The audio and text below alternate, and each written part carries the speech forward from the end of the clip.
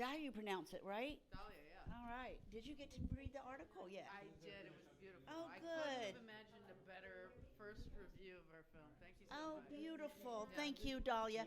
So we have Dahlia Heyman here, the producer of Elvis Rocky and Me, the Carol Connor story, and I'm so proud to be a part of this film, and I am so happy to meet you. I'm and so happy to meet you. Thank you. Yeah. So, as a producer, how did you balance honoring Carol's legendary status while allowing space for vulnerability and complexity? I think that you have to. I mean, when you're approaching film as a producer, obviously you're trying to balance the finances and the potential marketability, but you also want to respect the art and the artist. And in this case, we are witnessing the life of Carol Connors through the lens of Alex Rotaru, and you want to do your best to honor that. I think that it was really easy once I got to know these people to understand how to focus that lens in a way that allows Carol to be fully herself, that she is magnetic and a star, and also be vulnerable.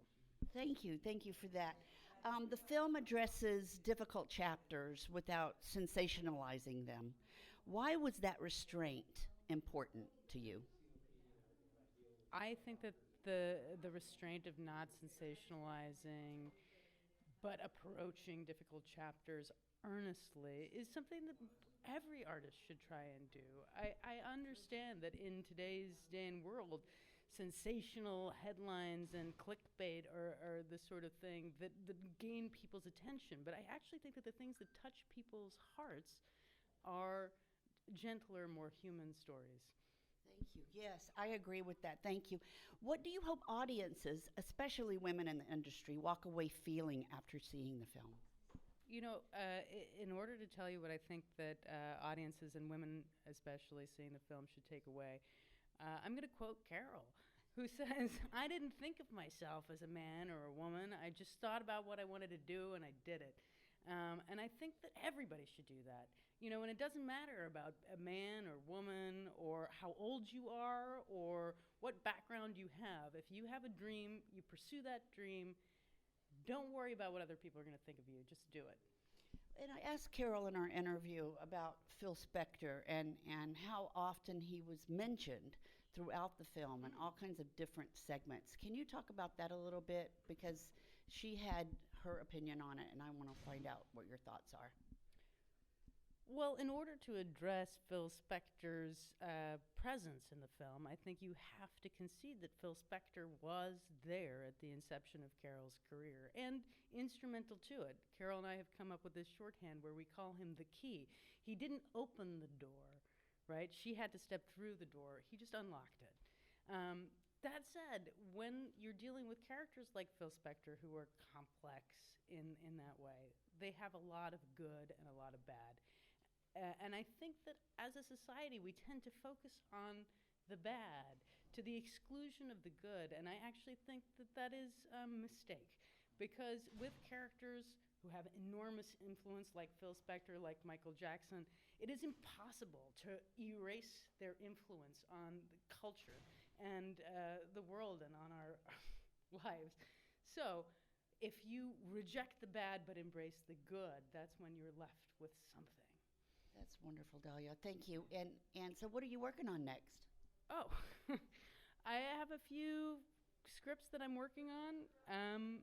I don't have anything that's out for release at the moment, but with my partner Julian Warshaw, we have another documentary called 40 Pounds that is looking for a distributor, and we hope that it'll come out relatively soon.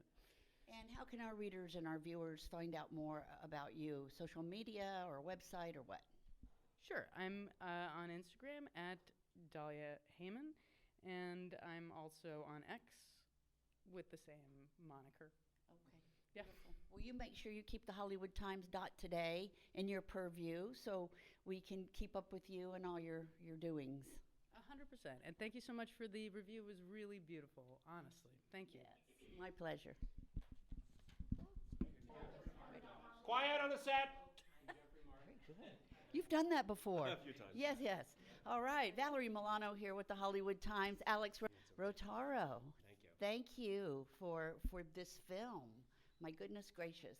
I consider myself one of the lucky ones to be able to see it. And I I hope you're can't not going to be among the happy few, but rather many, many few. I can't wait for everybody to see it. So this film feels like nostalgia and more like a reclamation of history. Yes.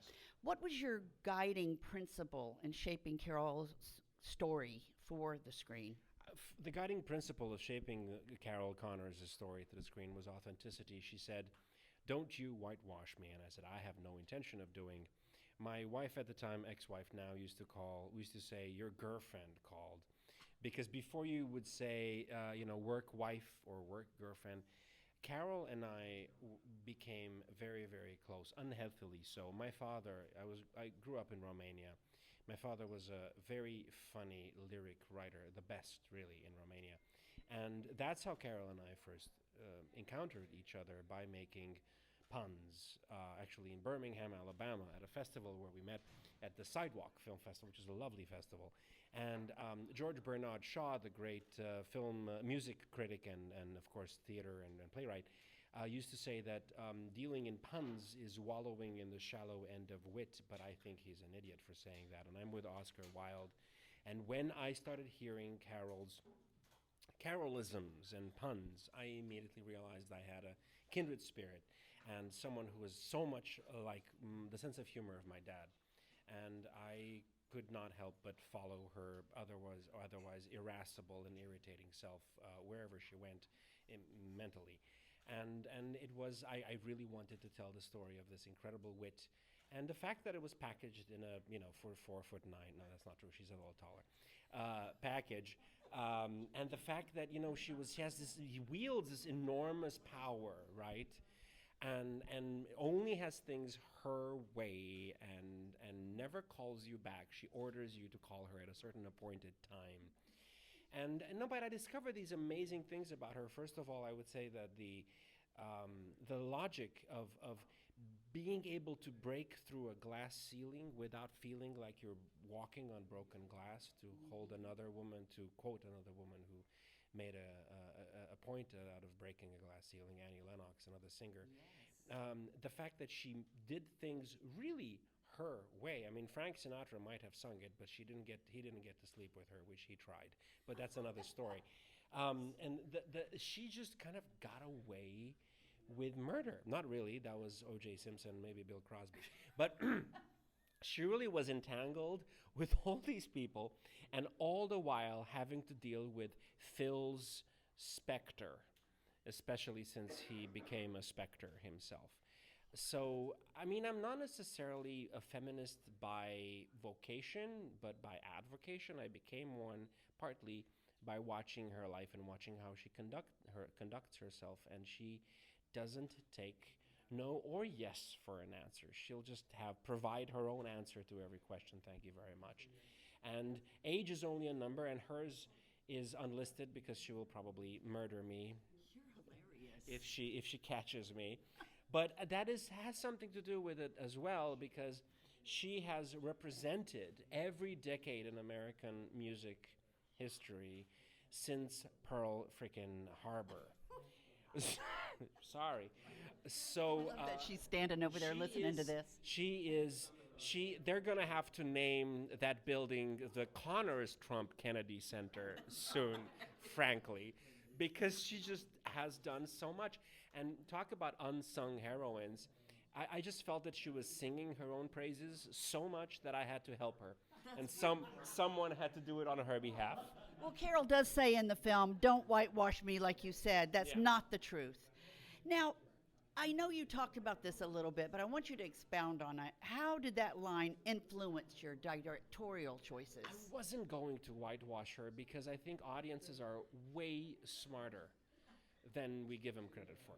You are a professional. I'm a professional. We're in front of the camera, behind the camera. We're smart. We watch these movies. We watch these people. We watch the reportage. We watch the interviews, and we cannot be fooled.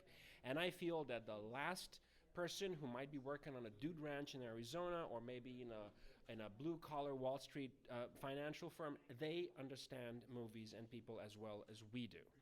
So you have to treat them with the same respect that you would treat yourself. I think that's the only thing that makes a documentary interesting, is to be absolutely transparent and not bullshit. Thank you. You guys have to bleep that? Wanna just what? Okay. So Fucking great. what surprised you most about Carol once the camera started rolling? That's a very interesting question, because nothing surprises me about Carol, because I expect to be surprised every moment that I'm interacting with her. So the surprising thing would be to not be surprised. So since I'm always surprised, I'm not surprised at all. Okay, wow, I love it. I love this interview too. Thank you. So what are you working on next? I seem to have some sort of deficiency in having to deal with divas. My mom, who's a Romanian movie star, is a diva, so I must be trained for that. So I'm making a documentary about Valerie Plame, the famous spy, right? Another diva from a different world, and AI and Hollywood and espionage. And I have another movie coming out about another diva, classical music, Mona Golubec, called Hold On To Your Music. So I hope to graduate to, I don't know, Men or Beasts soon, but for the time being, I'm only doing women. It's such a pleasure. Most of the things you've said tonight have come out kind of wrong. I would hope so. I was an actor when I was younger. Okay, that's where you get it from. Yeah. Thank you, Alex, so much. Oh my goodness, the best of luck on this film. I just know it's going to be great. We just need Carol. We get to meet. Quick interview. Just a quick interview. Hi there. Y'all want to stand together? It's fine. All three of us together? We'll try not to talk over each other, okay? Yeah, fine. I'll just be real The quiet. Grammy nomination. Hi, I'm Valerie Milano with the Hollywood Times. This is my dear friend Carol. No, I do know Carol very well. I have channeled Carol. Which channel? The channel of Elvis Rocky and Me audiobook. That's a great channel. That's great channel. That's better than the English channel. That's my favorite. English channel. And it's better than Shirley MacLaine channeling that she channeled me. Yes, I even though did. I do like Shirley MacLaine. Yes. But because of her and because of David and everything that has gone on, my book became an audio book, and this beautiful lady narrated it. I have 2 songs on it, 2 original songs. The night that Elvis died, August 16th, 1977, I wrote a song about my relationship, our relationship, and the other is about my life. And then David kept saying, you got it, we're going to go for a Grammy, we're going to go for a Grammy, and we're going for a Grammy. Yes, because she has such a great story, Oh, God. and we have such great producers on it, that I am nominated for the Best Narration Storytelling Recording 2026 of Carol's life, with these great producers and me, and it's up for a Grammy.